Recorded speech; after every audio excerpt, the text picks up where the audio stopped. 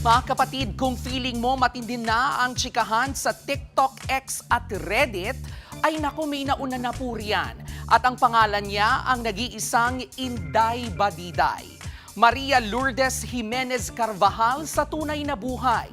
Siya po ang Queen of Intrigues at OG Queen ng showbiz chika sa Pilipinas. At mga kapatid, hindi lang po yan basta title lang dahil noong wala pa mang Reddit at X, si Inday Badiday na po ang algorithm ng chismis ng bayan.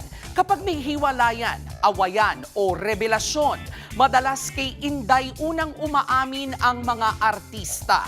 Isa sa mga pinakapasabog ang relasyon at hiwalayan ni Nora Honor at Christopher De Leon, pati ang tambalang Vilma Santos at Edu Manzano. Kapag may alingas-ngas ng kabitan, may patotoo ba si Inday? Parang human lie detector lang ang atake.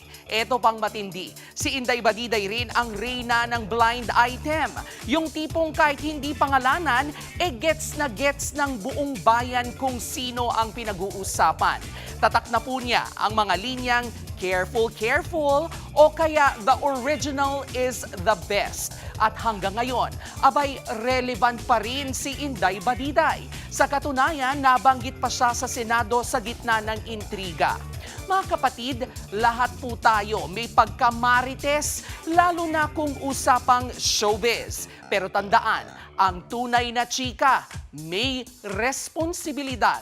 Hindi gawa-gawa, hindi paninira. Dahil tulad ng nag-iisang legendary Inday Badiday, ang intriga mas may bigat kapag may integridad at kredibilidad. Yan po ang ating K-Alaman. K-OK. Mga kapatid, Jervy Wrightson po. Eto na nga. Para sa latest showbiz news at iba pang K-Alaman, mag-follow at mag-subscribe na sa social media pages ng News 5.